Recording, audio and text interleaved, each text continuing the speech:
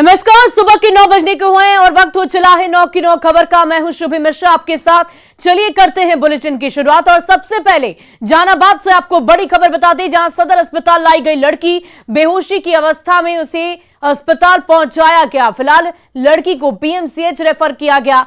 4 लड़के उसे अस्पताल लेकर पहुंचे थे और चारों लड़के मौके से फरार हो गए। लड़की की गैंगरेप की आशंका जाहिर की जा रही है। दुष्कर्म के बाद जहर खाने या खिलाने की आशंका भी व्यक्त की गई है। पंचमहला की ये रहने वाली है पीड़िता। भारी संख्या में पुलिस बल अस्पताल में मौजूद है और पुलिस का इस मामले में अभी तक कोई भी बयान सामने नहीं आया। ये बड़ी खबर जहानाबाद से आपको बता रहे हैं, जहां दुष्कर्म पीड़िता इलाज के लिए उसे अस्पताल लाया गया। 4 युवक जो उसे अस्पताल लेकर पहुंचे थे वो अस्पताल से फरार हो गए। फिलहाल इस पूरे मामले की जांच पुलिस कर तो रही है, लेकिन इस मामले को लेकर किसी तरह का बयान पुलिस प्रशासन की तरफ से अब तक सामने नहीं आया है।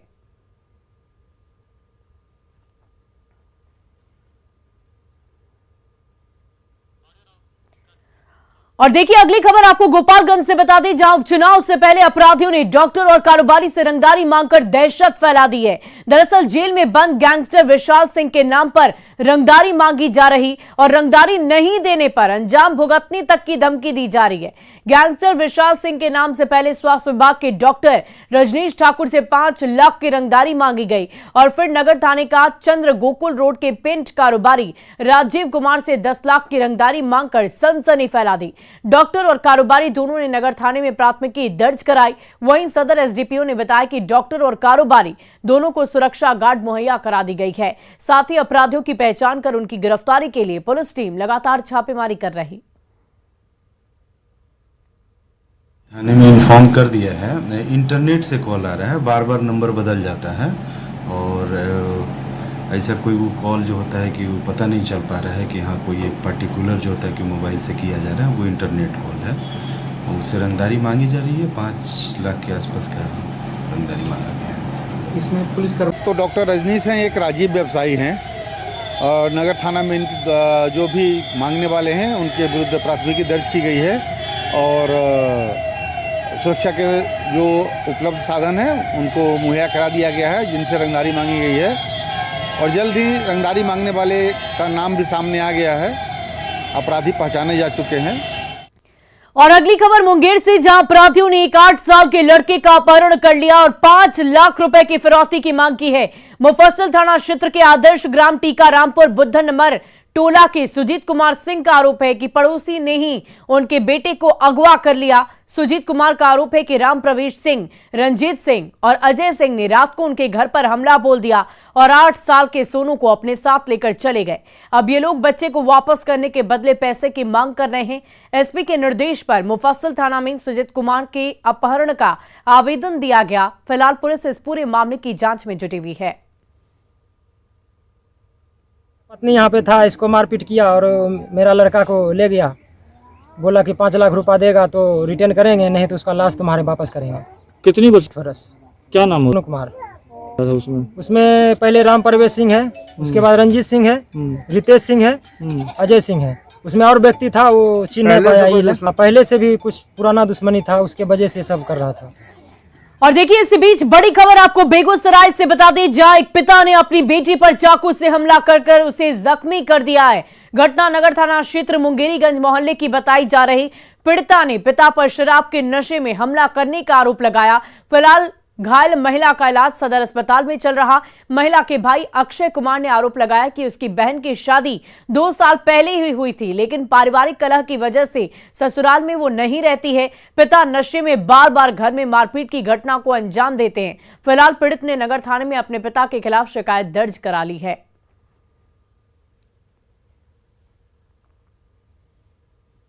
मेरा दांत तोड़ दिया, पूरा जेल भेज दिया हमको। उल्टा मेरा ही दांत तोड़ के हम ही को सर जेल भेज दिया। हाँ, मेरे मौसा जी सर IPS है। हाँ, उसका तौस देके उनका डर दिखा के सर हम लोग को घर में रखे हुए। कह रहा कहाँ जाओगे? थाना जाओगे? जाओ। कौन ये सब कर रहा है? सर ये मेरी छोटी वाली बहन लव मैरिज की है सर। ठीक है, आज 14 साल से उस लड़के के साथ रिलेशनशिप में है। खुद यहाँ मुंगेरीगंज में हाँ सरकारी नौकरी का सर तौस दिखा रही है। आपकी बहन? छोटी बहन, अभी नया नौकरी लगा है सर। ये मारपीट कौन किया है? ये मारपीट सर मेरे पापा इसको चक्कू मारे हैं सर सीना में, 6 स्टिचिंग लगा है सीना में। 4 स्टिचिंग लगा है सर हाथ में, हाँ, और हम पे चक्कू चला रहे थे सर, बीच में ये आ गए। और देखिए खबर नालंदा से आपको बता दें, जहां मानपुर थाना क्षेत्र के गोगरी गांव में रामलीला के दौरान 2 व्यक्तियों के बीच आपसी विवाद में रोड़ेबाजी और गोलीबारी की घटना को अंजाम दिया गया।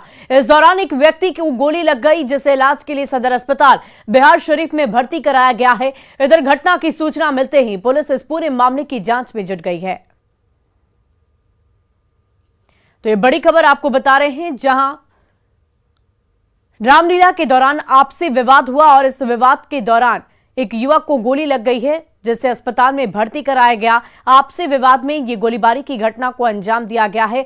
फिलहाल एक युवक जिसे गोली लग गई थी, उसे इलाज के लिए सदर अस्पताल बिहार शरीफ में भर्ती कराया गया। बता दें कि आपसी विवाद में रोड़ेबाजी और गोलीबारी की घटना को अंजाम दिया गया। 2 व्यक्ति आपस में भिड़ गए और इतनी बड़ी घटना घट गई है। और चलिए अब आपको दिखाते हैं वो तस्वीरें जो आपके टेंशन को दूर कर देंगी, जो जिंदगी से शिकायत कम करेंगी, बताएंगी कि जिंदगी हर कदम एक नई जंग है। देखिए इस युवक को कैसे पुल से नीचे उतरता है, कैसे रस्सी के सहारे पुल से पेड़ पर पहुंचता है और कैसे पेड़ से नीचे उतरता है। कभी हवा में लटकता है, कभी खुद को संभालता है। जिंदगी की ये जंग उसे हर रोज लड़नी पड़ती है। थोड़ी सी भी चूक हुई और कभी भी कोई बड़ा हादसा हो सकता है। जिंदगी की ये जंग ये पैसे कमाने के लिए नहीं, अमीर बनने के लिए नहीं, बल्कि जिंदगी को बचाने के लिए लड़ते हैं। अगर वो ऐसा नहीं करेंगे तो जिंदगी की गाड़ी आगे कैसे बढ़ेगी। 10 बजे देखिए वीडियो का विश्लेषण।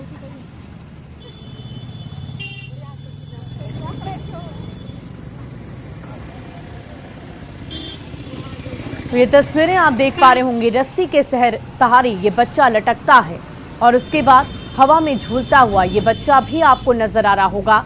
ये जीवन है और इसका यही रंग रूप देखने को मिल रहा। छोटी सी चूक भी उसकी जान ले सकती है, लेकिन फिर भी हर रोज ये जिंदगी की जंग ऐसे ही लड़ता है।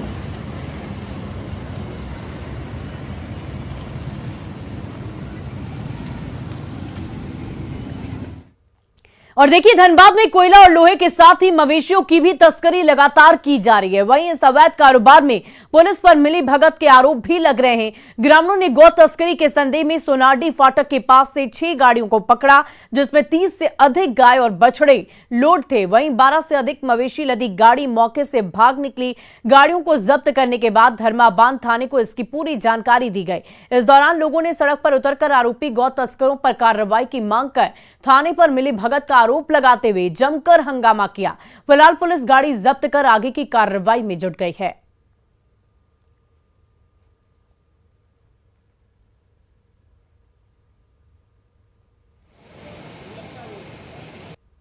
पिकअप है, अच्छा क्या आ रहा था गाड़ी? जानवर गाय है। कहाँ से आ रहा कौन सी गाड़ी मारी थी? और 3 गो है, तो एगो हमारा माल है, एगो में और 2 गो कहाँ से लोड किए थे? ये आया है अथी से, छपरा तरफ मेला से, कुछ घर से कीने थे और कुछ संगत कार्रवाई है वो होना चाहिए। और यदि अवैध जानवर है तो सही जगह गौशाला में उनको स्थान मिले। कुछ लोग भी पकड़े गए हैं क्या? हाँ, वाहन चालक है, उनके साथ में खलासी है। कितना गाड़ी है?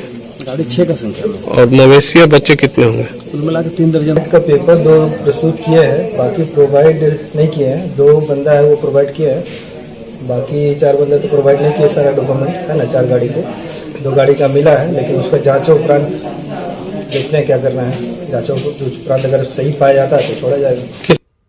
धनबाद जिले में कोयले के बाद अब मवेशियों की तस्करी की बातें सामने आने लगी। हाल के दिनों में NH मैथन OP में मवेशी तस्करी को रोक लगाने का काम वहां के पुलिस के द्वारा की गई थी। अब उन तस्करों ने एक नया रास्ता अपना ढूंढ लिया है। कतरास होते हुए बोकारो के रास्ते वो बंगाल जाना चाहते हैं। सोनारडी रेलवे फाटक के समीप ग्रामीणों ने लगभग 6 पिकअप वाहनों को पकड़ा है, जिसमें दर्जनों मवेशी लोड है। हालांकि ग्रामीणों के इस कार्रवाई के बाद कुछ लोग इन मवेशियों का अपना होने का दावा करने पहुंच गए और धर्माबाद ओपी में युवकों से उलझते हुए दिखे। फिलहाल धर्माबाद ओपी प्रभारी ने इन सभी गाड़ियों को जब्त कर लिया है और उन मवेशियों को भी थाना परिसर में रखा है। थाना प्रभारी ने कहा है वैध कागजात अगर दावा करने वाले प्रस्तुत करते हैं तो उन सभी मवेशियों को छोड़ दिया जाएगा, नहीं तो गौशाला के सुपुर्द ये सभी मवेशी कर दिए जाएंगे। संजय गुप्ता, न्यूज 18, धनबाद। और चलिए अब आपको एक ऐसी तस्वीर दिखाते हैं जिसको देखकर आप हैरान हो जाएंगे।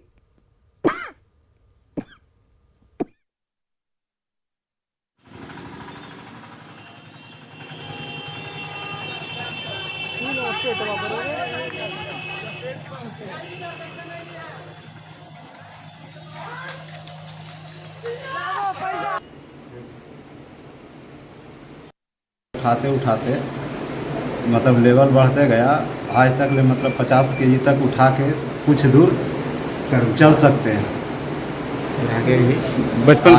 बचपन से प्रैक्टिस कर रहे हैं जी। आगे भी कोशिश है कि मतलब ज़्यादा से ज़्यादा वजन उठा।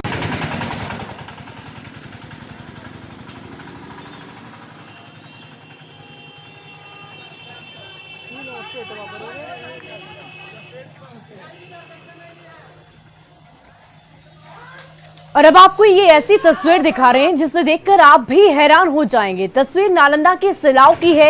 यहाँ खोजागाछी निवासी मुकेश कुमार अपने दांतों से 50 किलो तक का वजन बड़े ही आसानी से उठा लेते हैं। ये तस्वीर आप देख पा रहे होंगे, ये बड़े ही आसानी से 50 किलो की बोरी सिर्फ और सिर्फ अपने दांतों से उठा ले रहे हैं। मुकेश का वीडियो इन दिनों सोशल मीडिया पर बड़ी ही तेजी से वायरल हो रहा। मुकेश ने इसके लिए बड़ी कड़ी मेहनत की है। अब ये आसानी से 50 किलो दांतों से वजन उठा लेते हैं और कई कदम भी चल लेते हैं। मुकेश ने काफी कोशिशों के बाद इस कला में महारत हासिल की है। न्यूज 18 अपने दर्शकों से अपील करता है कि इनकी देखा देखी आप कभी ना करें। काफी मेहनत के बाद, काफी लगन के बाद उन्होंने ये प्रतिभा अपने अंदर शामिल की है। और देखिए, बिहार में एक बार फिर नदियों का जलस्तर बढ़ रहा है। गंगा, सोन और पुनपुन नदी के जलस्तर में लगातार बढ़ोतरी हो रही है। बढ़ते जलस्तर को देखते हुए प्रशासन पूरी तरह से चौकस है। लोगों से यह अपील की जा रही है कि वो अभी नदियों में स्नान और पूजा पाठ नहीं करें। पटना में गंगा के बढ़ते जलस्तर का जायजा लिया न्यूज 18 संवाददाता अमित कुमार ने। यूपी समेत दूसरे राज्यों में लगातार हो रही बारिश के कारण विभिन्न नदियों की जो जलस्तर है उसमें लगातार बढ़ोतरी देखने को मिल रही है। चाहे बात सोन की करें या गंगा की करें, सभी नदियों में जलस्तर में वृद्धि देखने को मिल रही है।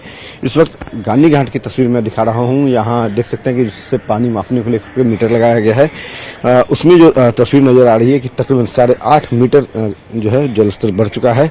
बताते चले कि जो गांधी घाट है जहाँ पे मैं मौजूद हूँ, यहाँ का खतरा का बिंदु जो है 48.7 है और न्यूनतम जलस्तर यहाँ पे जो है वो 48.51 के करीब पहुंच चुका है। तो समझ सकते हैं कि खतरे का निशान जो है वो लगभग उस रेखा पे यहाँ गंगा पहुंच चुकी है। इसी तरह बात अगर हम करें दीघा घाट की, तो दीघा घाट पे भी 49.54 मीटर जो है वो गंगा का जलस्तर है। हाथीदह में जो है अगर बात करें तो खतरे का जो निशान है उससे ऊपर गंगा बढ़ रही है। खतरे का निशान 41.76 है और अभी जो गंगा है हाथीदह में 41.97 यानी कि क्रॉस कर चुका है खतरे के निशान को। मुंगेर में बात करें तो मुंगेर में 39.33 जो है वो रेखा मापी गई है गंगा का जलस्तर का और वहां भी गंगा जो है 37.21 के आसपास पहुंच चुकी है। कोलवर की बात करें, सोन नदी की बात करें तो हम 55.52 जलस्तर होना चाहिए खतरे के निशान का और यहाँ पे जो सोन नदी है वो तकरीबन 51.36 के करीब फ्लो कर रही है, यानी कि खतरे का निशान यहाँ पे भी लगातार देखने को मिल रहा है। पुनपुन नदी की बात करें तो पुनपुन नदी में पालवेरगंज जहाँ है 57.50 होना चाहिए, वहाँ भी 93.34 के करीब पहुंच चुका है। तो इस तरह से श्रीपालपुर की बात करें तो 50.7 पुनपुन नदी का जलस्तर वहाँ पे खतरे का निशान का रखा गया है और वहाँ भी 48.50 पहुंच चुका है। तो समझ सकते हैं कि इस तरह से गंगा का हो या सोन नदी का हो, लगातार जलस्तर में वृद्धि देखने को मिल रही है और इस वजह से जिला प्रशासन लगातार लोगों से अपील कर रहा है कि आप गंगा में या दूसरी जो नदी हैं वहाँ पे स्नान न करें। पूजा पाठ भी करनी है तो घाट के किनारे से ही करें, घाट के नीचे न उतरें। लेकिन फिर भी जो लोग हैं वो लापरवाह नजर आ रहे हैं और इस तरह से जो घटनाएं जो है लगातार लोगों की डूबने को लेकर के वो भी यहाँ पे घट रही है। कैमरा पर्सन दीपक के साथ अमित कुमार, न्यूज़ 18 पटना। तो गंगा, सोन और पुनपुन नदी का जलस्तर बढ़ रहा है और ऐसे में प्रशासन की तरफ से अलर्ट जारी कर दिया गया है। अगर आप भी इस वक्त गंगा नदी में स्नान करने की सोच रहे हैं, पूजा पाठ करने की सोच रहे हैं, तो थोड़ा ठहर जाएं। गंगा के जलस्तर में लगातार बढ़ोतरी हो रही है। 3 अलग अलग नदियों की जानकारी हमने आपको दी। गंगा, सोन और पुनपुन, ये तीनों ही नदियां उफान पर है, जलस्तर में वृद्धि हो रही है। और खबर गिरिडीह से है, जहां हजारीबाग रेलवे स्टेशन के पास बीते देर रात मालगाड़ी में आग लग गई, जिस वजह से राजधानी समेत कई ट्रेनें घंटों फंसी रही। हालांकि गार्ड और चालक की सूझबूझ से एक बड़ा हादसा टल गया। ट्रेन दुर्गापुर स्टेशन से लौह सामग्री लेकर गाजियाबाद की ओर जा रही थी। तो ये तस्वीरें आप देख पा रहे होंगे, हजारीबाग रेलवे स्टेशन के पास की ये पूरी घटना है। इस ट्रेन में लौह सामग्री थी जो गाजियाबाद दिल्ली तक जा रही थी। मालगाड़ी में आग लग गई, लेकिन चालक और साथ ही साथ वहां पर मौजूद लोगों की सूझबूझ से किसी भी तरह की कोई हताहत नहीं पहुंची और एक बड़ा हादसा टल गया। और देखिए, डेंगू की रोकथाम के लिए उप मुख्यमंत्री तेजस्वी यादव ने स्वास्थ्य विभाग और नगर विकास विभाग के अधिकारियों के साथ समीक्षा बैठक की है। तेजस्वी ने अधिकारियों को जरूरी दिशा निर्देश दिए। हालांकि दोनों ही विभाग के अधिकारियों का दावा है कि स्वच्छता के साथ साथ डेंगू के रोकथाम, इलाज और नियंत्रण पर मिलजुल कर काम किया जा रहा है। दावा यह किया गया कि कचरा प्रबंधन, एंटी लार्वा फॉगिंग और जांच कर दवाई बांटी जा रही है। अस्पतालों में जांच और बेड की संख्या में भी बढ़ोतरी की गई है। हालांकि आम लोगों का सहयोग भी जरूरी है।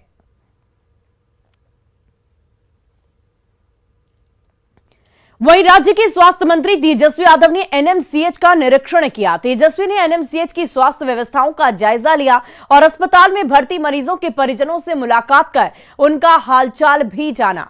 तेजस्वी ने अलग अलग विभागों में जाकर वहां की व्यवस्था को देखा। तेजस्वी के साथ स्वास्थ्य विभाग के अपर मुख्य सचिव प्रत्यय अमृत भी मौजूद रहे।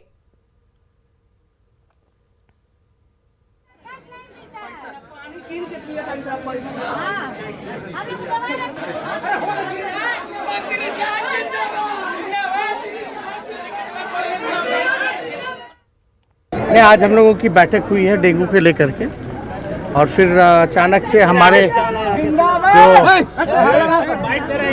जो प्रत्यय अमृत जी हैं, जो मुख्य सचिव, अपर मुख्य सचिव हैं स्वास्थ्य विभाग के, उनके साथ हम लोग औचक निरीक्षण के लिए आए, जानने के लिए कि क्या स्थिति है। जो समस्या है, जब तक आप ज़मीन पे नहीं उतरिएगा तब तक ज़मीनी स्थिति आपको नहीं पता चलती है। इसलिए बहुत ज़रूरी है कि समय समय पर आ करके चीज़ों का जायज़ा लिया जाए। जब तक कमी नहीं पता होगा तब तक जो है आप कमी को दूरी नहीं कर सकते। तो थोड़ा बेटर है, लेकिन दवा का सबसे बड़ा समस्या है, और जो बिहेवियर जो डॉक्टर और नर्सेस का होना चाहिए था वो ठीक नहीं है।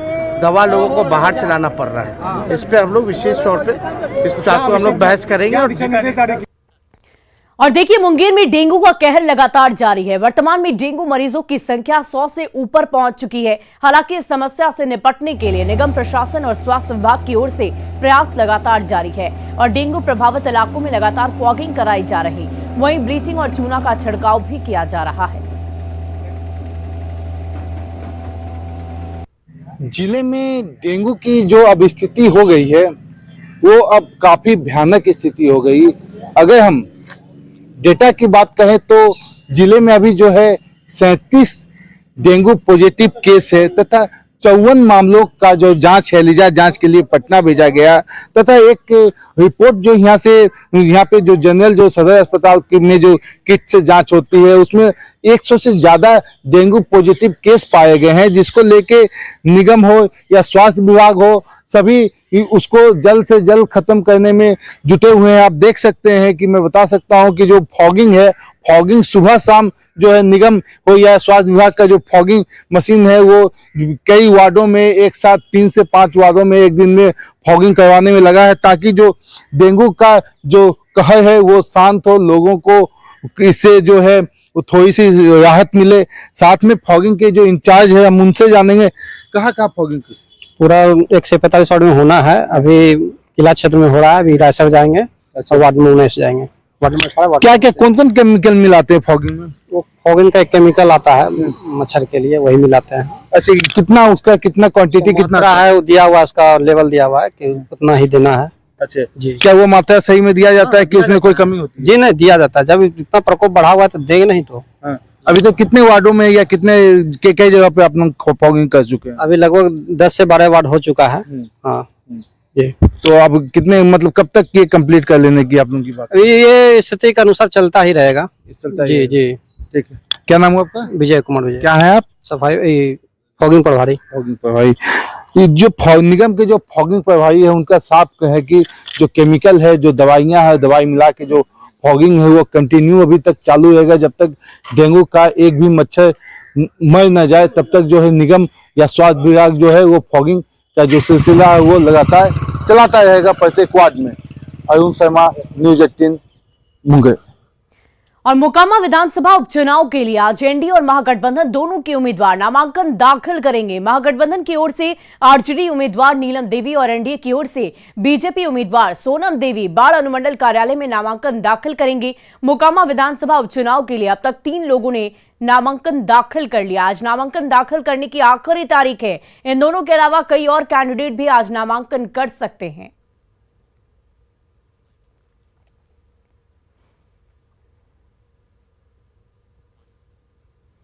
और फिलहाल इस बुलेटिन में अभी के लिए बस इतना ही, लेकिन न्यूज़ 18 बिहार झारखंड पर खबरों का सिलसिला लगातार जारी है।